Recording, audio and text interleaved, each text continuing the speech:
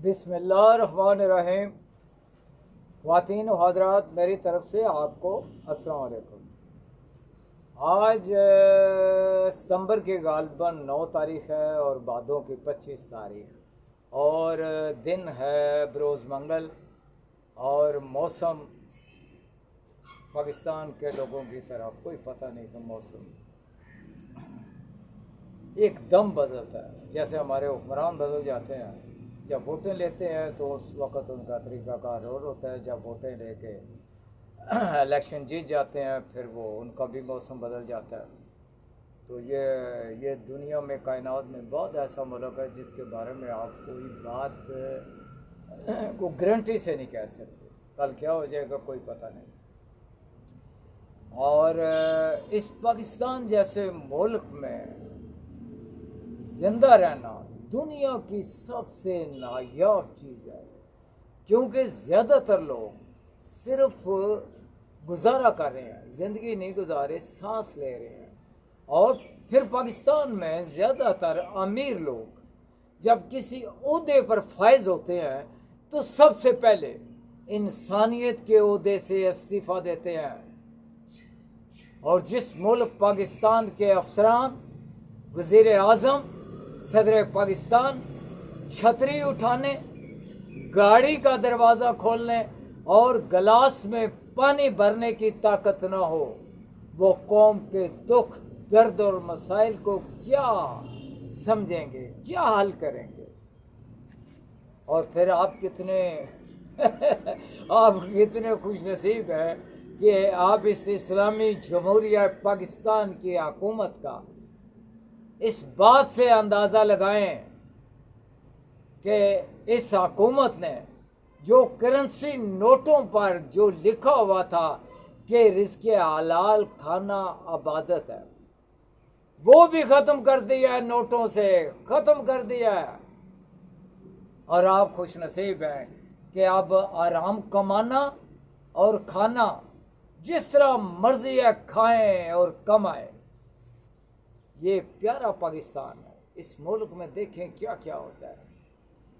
तो ख्वातीन व हज़रात, कल मैं अर्ज़ कर रहा था कि ये मुल्क है और ये इस मुल्क में जो पार्लियामेंट हाउस है वो इस्लामाबाद में है, जहाँ आपके मुतहब करदा MNA कौमी असम्बली के मेम्बरान, चाहे वो वोटों से जीतते हैं या वोटों की संदूकड़ियाँ रात के अंधेरे में तब्दील हो जाती हैं, वो MNA बनने के लिए, ये मैं कल अर्ज़ कर रहा था, बनने के लिए 15 करोड़ रुपया चाहिए।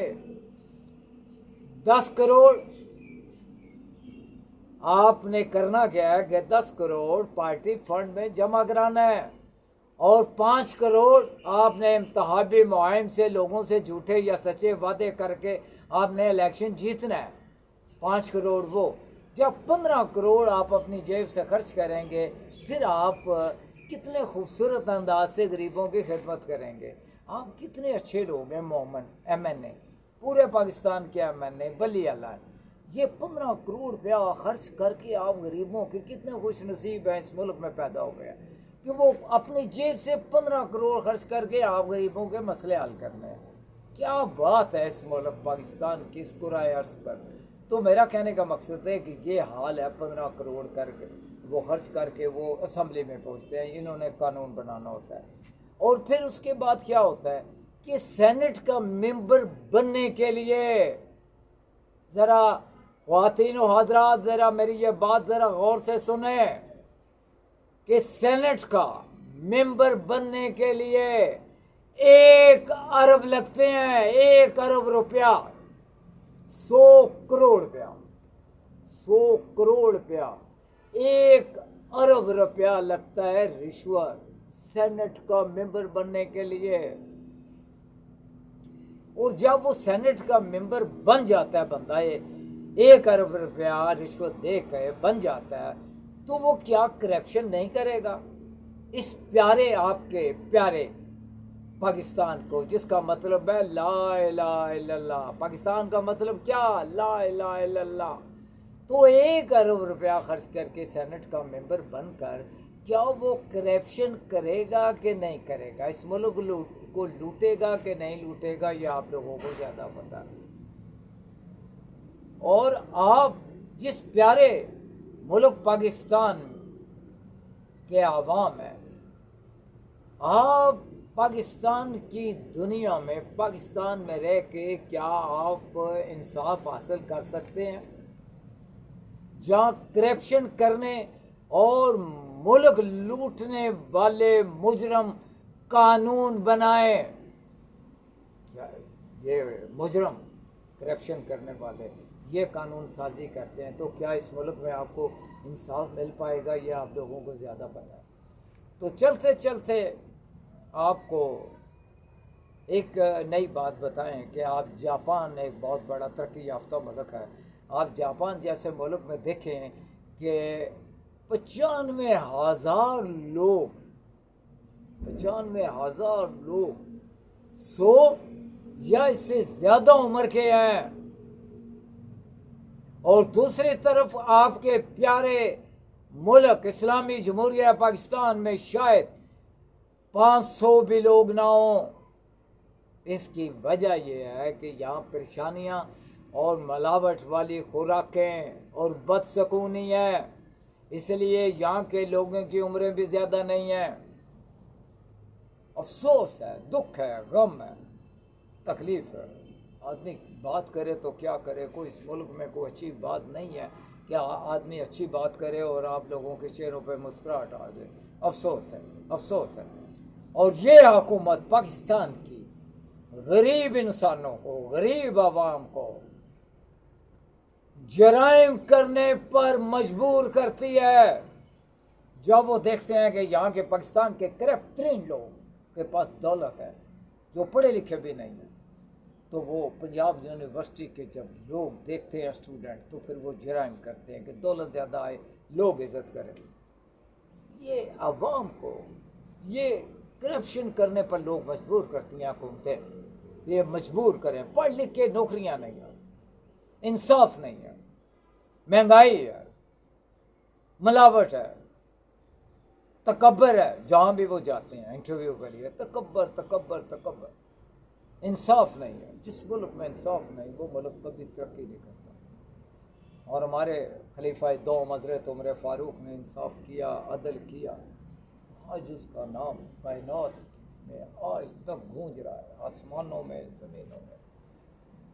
اور میرے خیال میں یہ آسمان، نیلا آسمان، قیامت تک ترستا رہے گا کہ دوسرا عمر میں دیکھوں۔ یہ آسمان ترستا رہے گا کہ دوسرا عمر شاید اس دنیا میں آئے، وہ نہیں آئے گا۔ کاش یہ ملک جو لا الہ الا اللہ کی وجہ سے لیا ہے، پاکستان کا مطلب لا الہ، اور یہاں اس دنیا، اس پاکستان میں کیا ہو رہا ہے آپ کو پتہ ہی ہے۔ تو میں ایک جاتے جاتے آپ کو ایک چین کی ایک بات بتاتا چلوں۔ چین میں صدیوں پہلے بادشاہ نے سوچا کہ اس ملک میں انصاف نہیں ہے، انصاف کی چونکہ بات ہو رہی ہے حضرت عمر فاروق اور اس ملک میں، کہ اس دنیا کا ایک بات کرتا چلوں کہ اس ملک، اس پوری دنیا میں سب سے بڑا جھوٹ جو دریافت آج تک ہو سکا ہے وہ یہ ہے کہ قانون سب کے لیے برابر، امیر و غریب کے لیے برابر، دنیا کا سب سے بڑا جھوٹ ہے۔ یہ آپ لوگوں کو زیادہ پتہ ہے۔ بہرحال تو میں بات کر رہا تھا چین میں صدیوں پہلے، تو چین کے بادشاہ نے کہا کہ اس ملک میں انصاف ہونا چاہیے۔ تو اس کا ایک دوست تھا، بہت بڑا لائق بچپن کا دوست تھا، تو اس کا نام تھا مسٹر لاؤزے۔ تو اس نے اپنے دوست کو چیف جسٹس بنا دیا صدیوں پہلے۔ تو چیف جسٹس جو اس وقت تھا مسٹر لاؤزے، تو اس کے پاس پہلا ہی کیس آیا چوری کا، اور ایک جوان بندہ تھا، حاضر ہوا، پوچھا بھی کیا اس نے جرم کیا؟ انہوں نے کہا جی اس نے چوری کی ہے۔ تو اس نے پوچھا بھی آپ نے چوری کیوں کیا؟ چیف جسٹس نے پوچھا آپ نے چوری کیوں کیا؟ تو اس نے کہا کہ میں جس سڑک سے گزرتا ہوں، مثلا جیلم شہر ہے، سول لائن سے، سول لائن کو رہنے دیں، یہ مطلب بہت بڑی جام بنگلے ہیں، مثلا لالا زار کالونی ہے، گل افشاں کالونی ہے، یا اپنا ہمارا سٹی ٹاؤن ہے، بہت بڑا نیا نیا بنا ہوا ہے، بہت بڑے بنگلے۔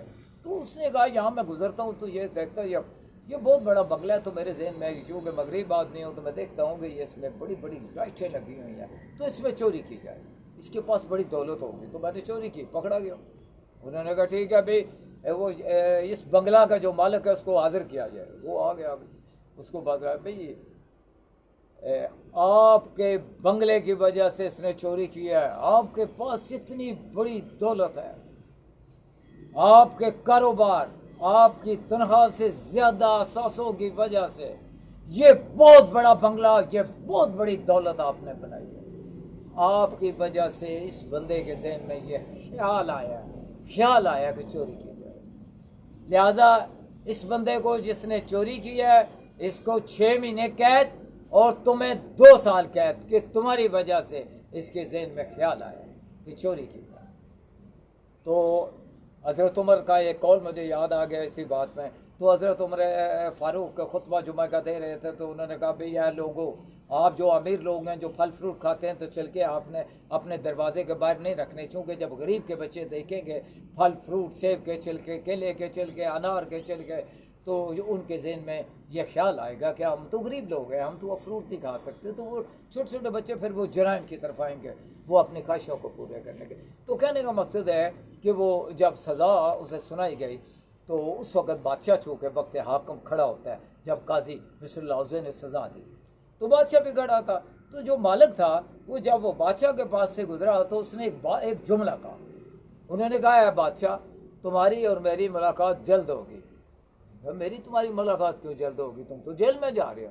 انہوں نے کہا کہ تم بھی جلد جیل آ رہے ہو, کیونکہ تمہارے پاس مجھ سے کروڑوں اربوں زیادہ دولت ہے اور تم جلد گرفتار ہو کے آؤ گے. اور بادشاہ نے فوری طور پر چیف جسٹس مسٹر لازے کو معزول کر دیا کہ کل میری باری آنے والی ہے. تو اس دنیا میں انصاف نہیں ہوتا, افسوس یہ انصاف نہیں ہوتا. تو مجھے جاتے جاتے بات آ گئی کہ برطانیہ کے, انگلینڈ کے جو وزیر اعظم تھے مسٹر چرچل, تو وہ جرمنی کے ساتھ جنگ ہو رہی تھی, تو اس نے کہا شکست بالکل نزدیک آ رہی تھی برطانیہ کو, انگلینڈ کو. تو سپہ سالار نے کہا جی نا فوجیں بالکل ہمارے بالکل نزدیک آ رہی ہیں. تو مسٹر چرچل نے تاریخی جملہ کہا, کیا اس ملک میں انصاف عوام کو مل رہا ہے؟ انہوں نے کہا ہاں مل رہا ہے. انہوں نے کہا ہمیں شکست نہیں ہو سکتی, اور نہیں ہوئی. تو کیا پاکستان کے عوام, اے لوگوں پاکستان کے, کیا آپ کو انصاف مل رہا ہے؟ اگر نہیں مل رہا تو پھر ان حکمرانوں پہ زوال جلدی آئے گا, آپ لوگ سکھ کا سانس لیں گے جلدی. کوئی بندہ آئے گا, اللہ کو آپ پہ رحم آئے گا, غریبوں پہ رحم آئے گا, محتاجوں مساکین کو, غریبوں کے بچوں پر اللہ تعالیٰ رحم کرے گا, اور انشاءاللہ آپ کو انصاف ملے گا. جلدی نہیں تو دیر سے ملے گا, ضرور آپ لوگوں کو انصاف ملے گا. تو ہمیں حضور صلی اللہ علیہ وسلم قرآن دے گئے ہیں, اور قرآن میں یہ بار بار ہمیں آیت سنائی جا رہی ہے, ان اللہ مع الصابرین, کہ اللہ تعالیٰ صبر کرنے والوں کے ساتھ ہے. تو ہمیں صبر کرنا چاہیے, اللہ کا حکم ہے. جب اللہ کی آیت ہے ہمیں حکم دیا گیا کہ آپ صبر کریں.